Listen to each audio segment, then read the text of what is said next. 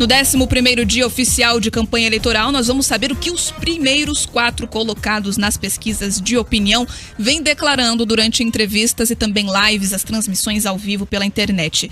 Lula foi entrevistado no Jornal Nacional da TV Globo e admitiu que houve casos de corrupção na Petrobras, mas criticou o modelo de investigação usado na Operação Lava Jato para apurar as irregularidades na estatal. Vamos ouvir um trecho do que ele disse sobre isso. Você não pode dizer que não houve corrupção se as pessoas confessaram. O que é mais grave é que as pessoas confessaram e por conta das pessoas confessarem ficaram ricos por conta de confessar. Ou seja, foi uma espécie de uma delação premiada. Você não só ganhava liberdade por falar o que queria o Ministério Público, como você ganhava metade do que você roubou. Ou seja, o roubo foi oficializado pelo Ministério Público, o que eu acho uma insanidade e uma aberração com esse país. O candidato à reeleição, Jair Bolsonaro, do PL, em sua live semanal, voltou a criticar a ação da Polícia Federal contra empresários que o apoiam e afirmou que o ministro do Supremo Tribunal Federal, Alexandre de Moraes, se baseou em matérias de jornal. Vamos ouvir. Foi-se quebrado o sigilo de todos eles, 8 empresários. Depois foi feita a apreensão de celulares, bloqueio de bens. Ou seja, a gente espera aí que o digníssimo Alexandre de Moraes apresente aí a fundamentação dessa operação o mais rápido possível. Porque agora estão vendo que a escalada contra a liberdade, aquilo que eu sempre tenho falado, tem se avolumado em cima destes empresários. Eu quero entender o que está acontecendo, que ninguém sabe. E, no meu entender, não falta mais nada para que realmente possamos ter um problema grave no Brasil, provocado por uma pessoa.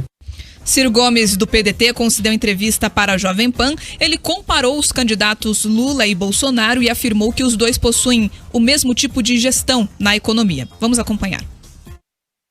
Como é que eu vou resolver essa parada?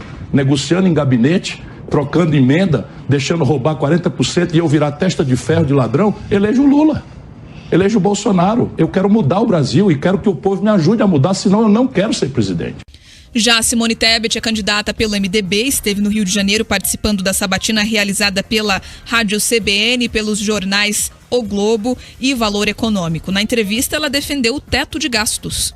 Hoje nós temos, por exemplo, 16 bilhões de reais sequestrado por um orçamento secreto que você não sabe para onde está indo esse dinheiro, que é do povo. Então, o dinheiro tem. Nós precisamos só efetivamente trazer luz, transparência nesse orçamento e aí de devolver esse dinheiro aos cofres da União. Paralelo a isso, o governo gasta muito dinheiro do povo e gasta mal. É necessária uma reforma administrativa e cobra muito imposto e cobra mal do contribuinte, porque quem mais precisa proporcionalmente paga mais imposto no Brasil e quem é os mais ricos no Brasil são aqueles que pagam menos imposto.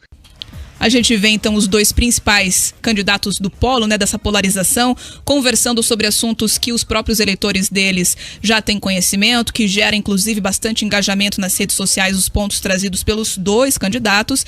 E nós vemos também aí, nesse segundo plano, Ciro Gomes e Simone Tebet tentando aí ganhar um pouco mais de espaço, falando dos próprios planos, principalmente nesse setor mais econômico. Mark. É isso, Bia. Vamos falar primeiro da entrevista do Lula no Jornal Nacional.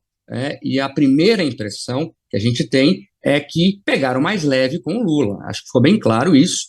Os apresentadores, a dupla de apresentadores estava inclusive mais calma, visivelmente mais calma, não foi tão incisiva nas colocações como foi com o Jair Bolsonaro, por exemplo. Então o Lula falou mais, por exemplo, tempo do que o Bolsonaro. Ele não era tão interrompido como foi o Bolsonaro. E o Lula falou lá o que queria, Ele defendeu o MST, ele falou do agronegócio, ele falou mal da Lava Jato, aquela ladainha do PT, que foram perseguidos, enfim. Então é isso. O bacana dessa eleição é que os modelos estão bem postos e são bem diferentes.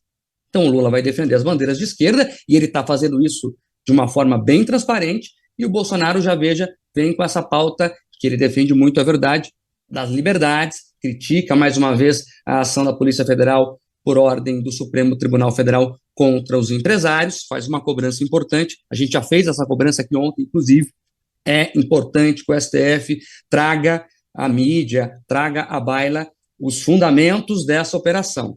Não dá para acreditar que o Supremo Tribunal Federal fez uma operação desse tamanho, que foi atrás de empresários importantíssimos apenas por causa de uma notícia de um portal. Então, estamos esperando que o ministro Alexandre de Moraes libere as informações, inclusive, Bia, para as próprias defesas dos empresários. Algumas reclamam que não tiveram acesso aos autos ainda.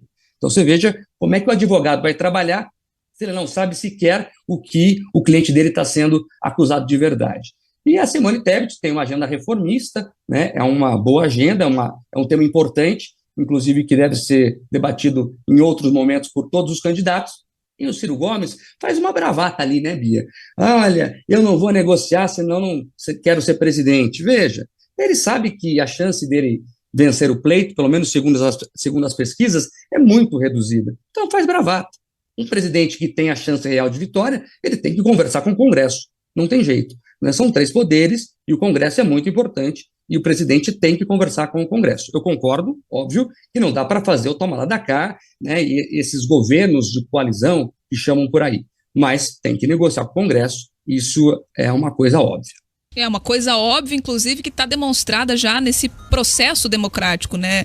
O presidente, ele não administra o país sozinho, por isso a gente elege, inclusive, senadores, deputados, para que se tenha essa unificação ali, para que todos trabalhem em conjunto, assim é o que a gente pelo menos espera que aconteça, da mesma forma com o próprio judiciário, apesar de vermos que não é dessa forma, né? Que no Brasil as coisas têm sido levadas. Mas tanto Bolsonaro quanto Lula também, durante as entrevistas dos últimos dias, foram questionados sobre essa questão de negociações com o Congresso, e os dois falaram que sozinho o presidente não tem como realmente fazer a gestão de um país. Então, os dois candidatos ali desse polo, né, dessa polarização, reforçaram a importância do Congresso, e a gente vê, na verdade, o Ciro tentando ganhar aí essa bravata mesmo, como você disse, Mark, esse palco em cima de uma polêmica que não existe. Os poderes, eles, na teoria pelo menos, eles atuam em conjunto para seguir com o processo democrático.